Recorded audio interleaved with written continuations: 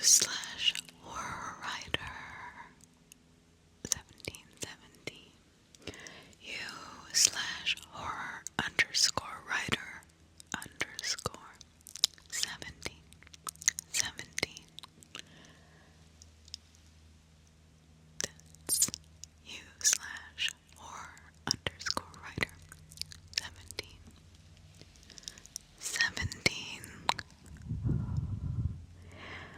Nobody under the age of 14, please. Please. There may be triggered content in here.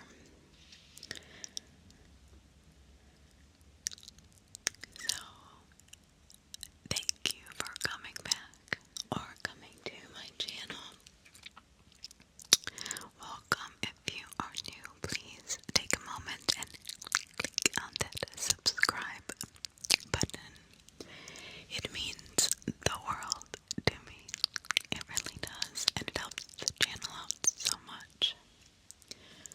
It really does. We do scary stories. True and maybe true, you never know. And every once in a while, I'll do a true crime, but I have not done one lately. And I feel better, so I'm sorry if you missed the true crime, but emotionally it is helping me out a lot. So if you can hear thunder in the background, it is a superstorm out there today in Port St. Lucie. This is going to be whispered content with lots of mouth sounds. So if you don't like mouth sounds or ear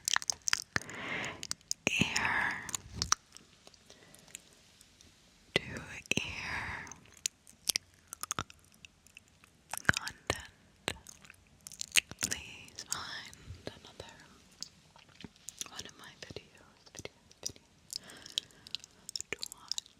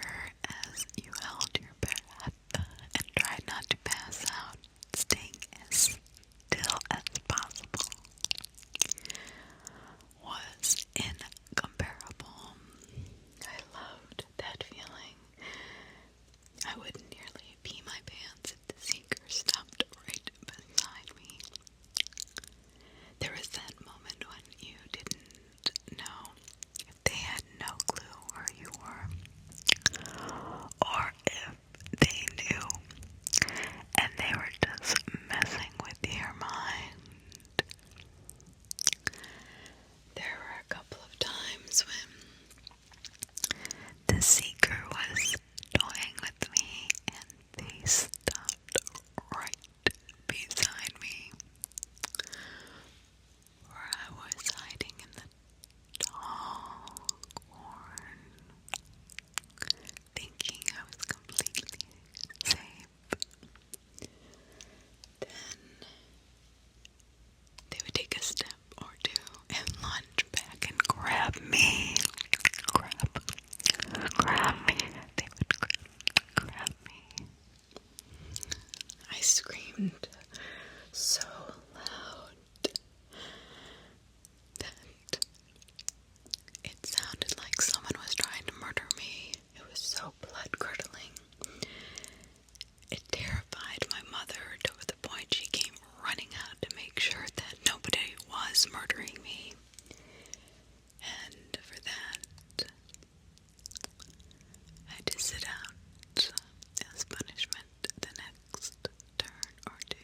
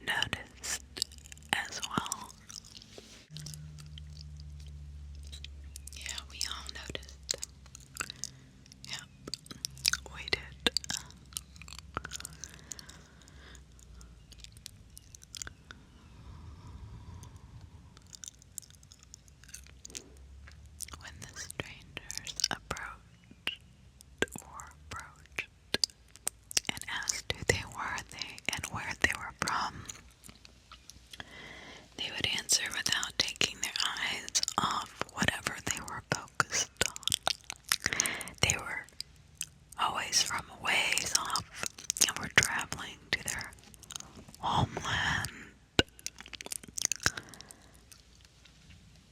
I don't know how anybody could find that not strange or odd, but it seemed to appease people around town. I don't know why. That's not really an answer. All these people come into our town and are going to their homeland. Sounds like a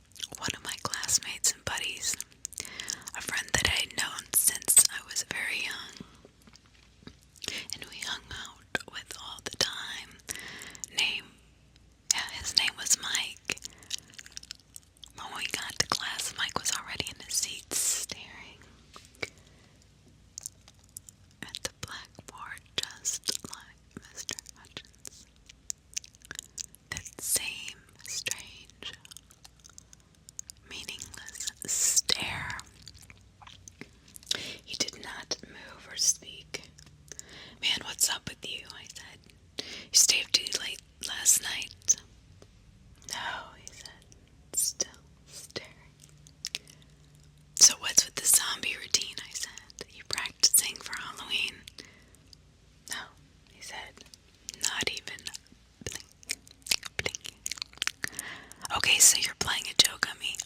Very funny, I said. You can return to Earth now, zombie Mike. But he did not move, and he stopped talking. Whatever, man, I said, and let him play his game. All through class, he did not say a word, even when the teacher called on him. He just sat there and stared at the board. She chided him for ignoring her, but then, when she came over to his desk and waved her hand in front of his eyes, he did not blink. Mike, she said. Mike. He did not answer. I have not seen him move in over an hour, I said.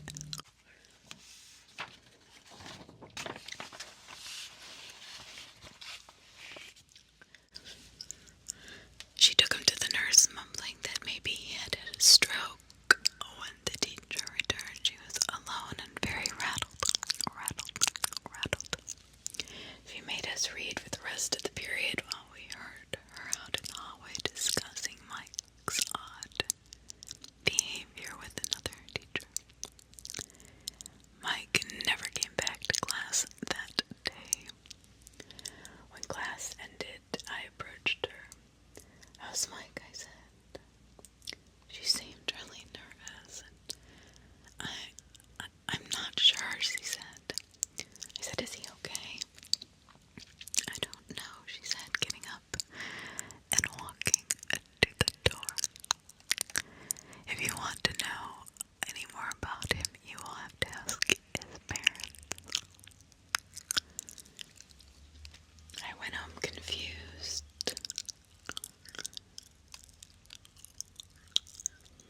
And concerned for my friend. I asked my mom if I could go over and check on Mike.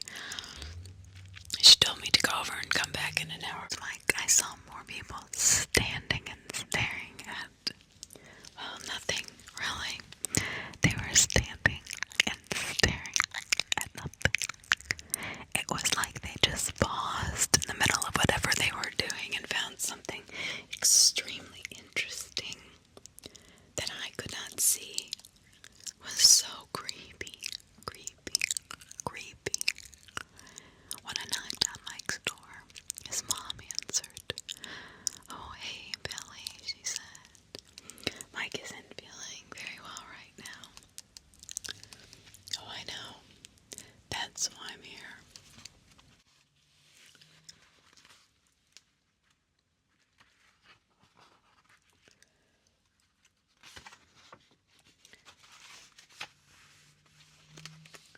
And I walked in, and I looked at my friend, and I said, "You know what, Mike? I have had it with this stupid game," I said. "If you don't quit it, we're not friends anymore." But he just looked at me, and he stared and said, friends, staring right through me. I said, "Yes, friends. You and I have been friends since we were kids." He stood silent and unmoving. I said, "Okay, I'm done," and I walked out of the room. Of course, his mom followed me with tears in her eyes. "Are you really not going to be friends with him anymore?" she said. "Of course not," I said. I was just trying to get him to quit playing or snap out of whatever is going on with him. Did the nurse say anything about what could have happened? She said it might have been a stroke, but his vital signs say everything is fine. "This is too weird," I said. "He's acting just like who?" she said as I rushed at the door. Like who? Like, please tell me, please," she called after me. I ran to Mr. Hutchins' house and found him sitting on the front porch. He was staring at the tree like the day we came to talk to him.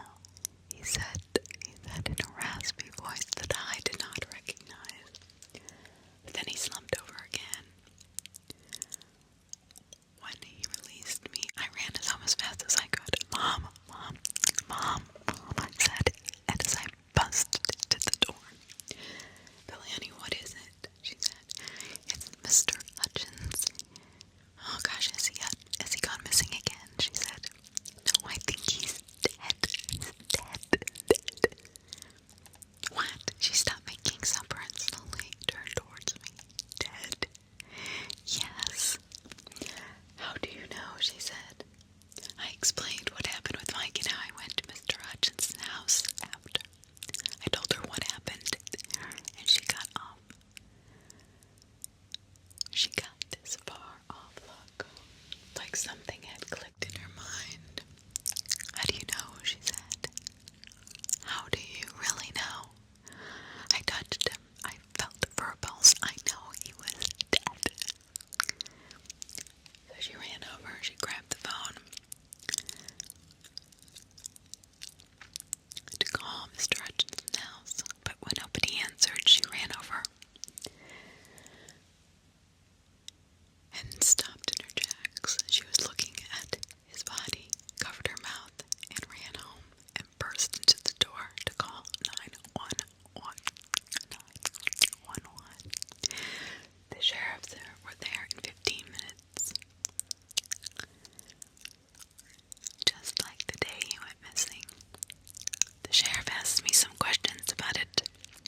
Nobody believed me about the grabbing and talking part. He said Mr. Hutchins had been dead for hours. Dead for hours. When he was finally done. Eventually we ate supper. None of us talked much except for asking to pass the food. After supper I went to my room and lay on my bed, staring at the ceiling and wondered what was going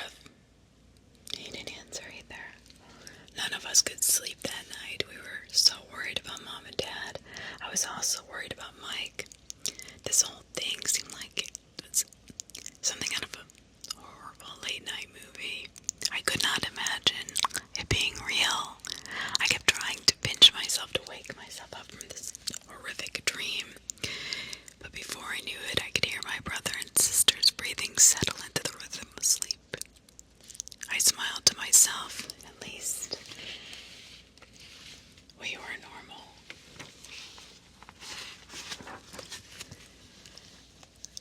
As I listened, I heard another sound of floorboards creaking.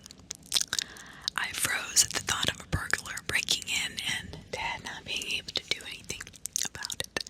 The steps came closer. I huddled under my blanket for protection. The door creaked open. It was my mom. As I peeked over my blanket, she was still dressed in her nightgown. She moved slowly to Catherine's bed and lifted her up. She turned and carried her out of the room. But then my dad came in and carried Bobby out. I got up and followed. Mom, Dad, I said, where are you taking them? My mom already had the door open and was walking outside. Dad stopped and looked at me. Don't worry, we'll come back for you. Then they walked out into the cool night. My blood froze. I did not know where they were going, but I knew I did not want to go there. I threw my shoes on and stepped outside. I flew down the stairs and saw a strange light at the end. At the end of our driveway, there were two silhouettes in it. And the thing was that they were heading back towards the house. I squinted against the light, trying to see if it was my parents or whatever those things were that looked like my parents. As the figures grew closer, I could see that they were empty-handed. My brother and sister were not there. I stood in the middle of the yard, frozen with fear. What do I do? I can't go back into the house. They would find me. I have to hide. I did not.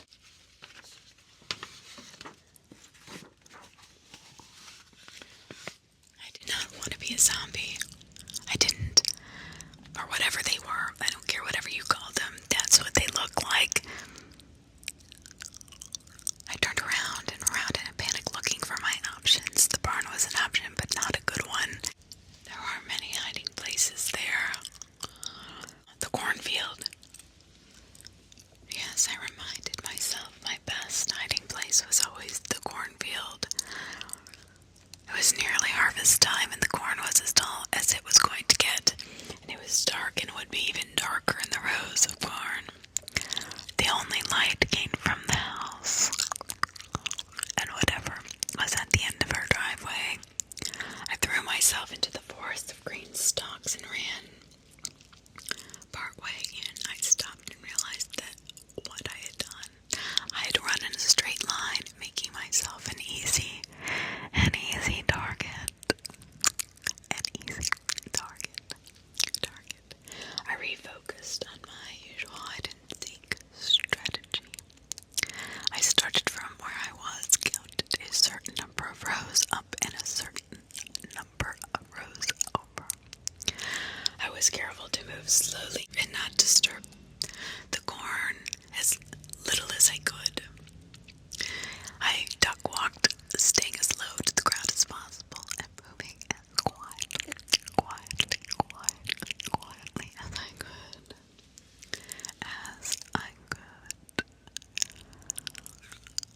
I was near where I wanted to hide when something in my head told me to stop where I was. It was almost totally dark.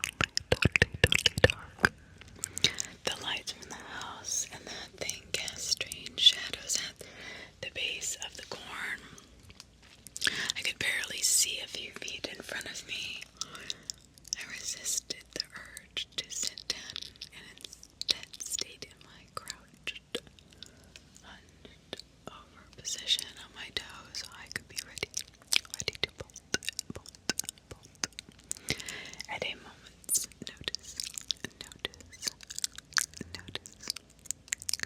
I settled into my spot and focused on slowing my breathing.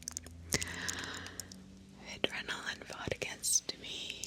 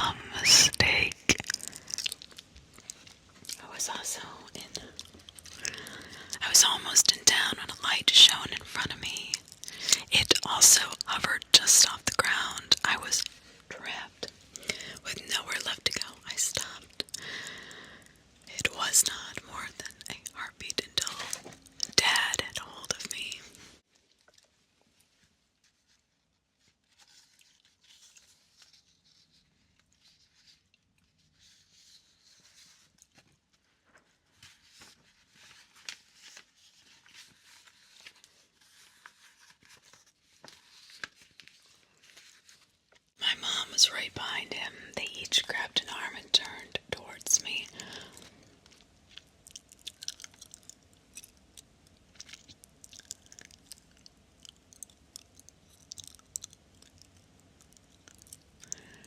As they each grabbed my arm, one of each grabbed my arm and turned me around to head back towards the driveway light.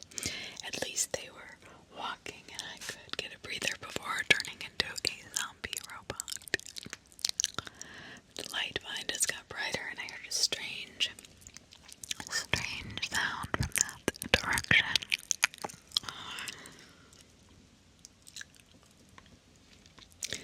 And as the light got closer, suddenly my dad started convulsing. He fell to the ground, followed by my mom. What the hell was happening? Someone ran up and grabbed me. My mom was right behind him. As they each grabbed my arm, one of each grabbed my arm and turned me around to head back towards the driveway light. At least they were walking and I could get a breather before turning into a zombie robot. The light behind us got brighter and I heard a strange sound from that direction.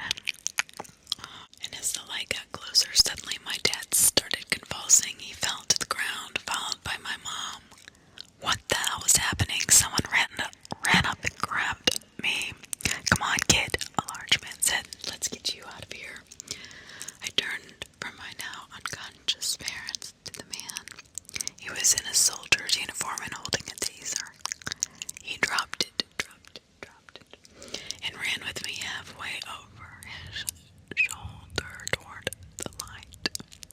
The light that was hovering above the ground was a helicopter. It touched down just long enough for us to get on it, and then it took off again. I watched as we flew over my parents, laying there, looking very dead. Could the shock bring them out of it? I said hopefully. Sorry, kid. It does not work that way. Once they have been turned, then there's no going back. Tears slid down my cheek as I watched my parents disappear into the distance. I looked back at the house I had lived in my entire life, and hopelessness overwhelmed me. For a fleeting moment, I felt like I would have been better off with them. At least we would all be together as a family. Dead or not, my eyes caught a long line of lights driving into town.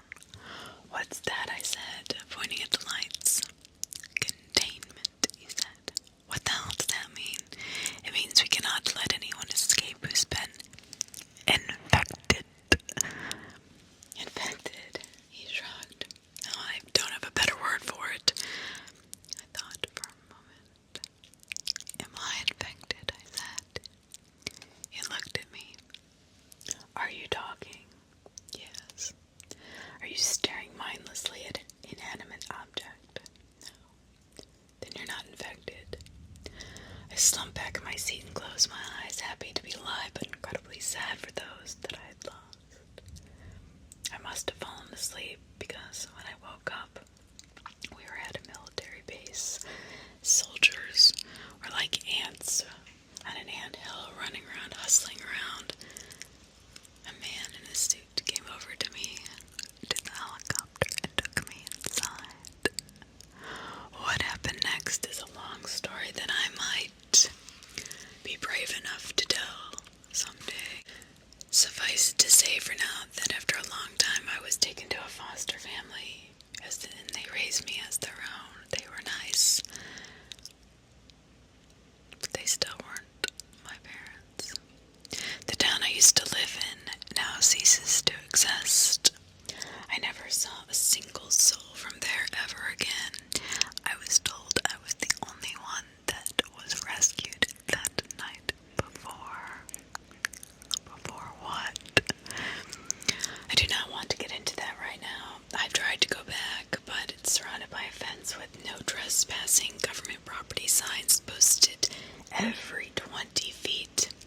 It surrounds the entire town. I can see my old house from the fence, but no matter what I do, they will not let me back in.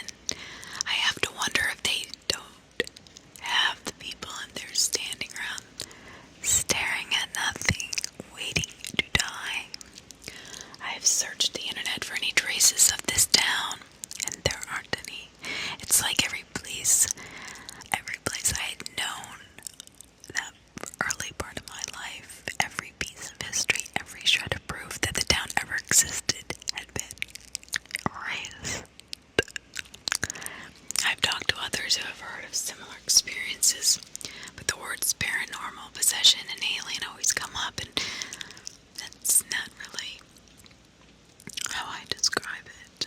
But that's how they can describe it. But I wonder if it isn't something deeper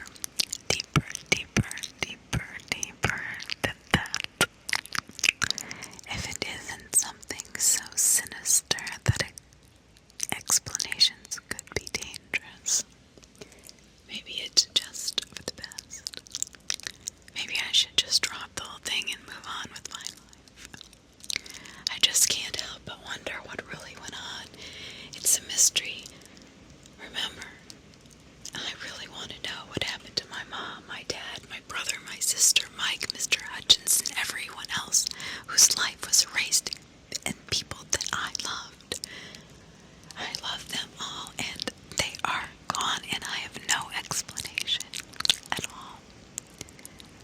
And why are they covering up? I posted this to let everyone know about the people who used to be my friends, my family, my neighbors, my loved ones. I don't want their memories to be in vain.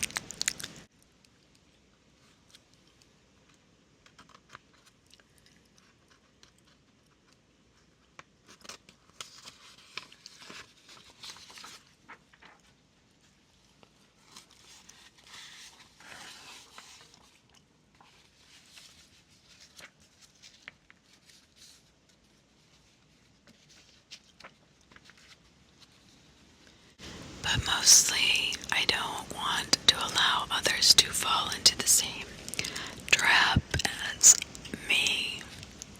If you see someone staring at nothing in particular and they refuse to speak, get away from them as soon as possible, as soon as you can. They are not as lost and helpless as you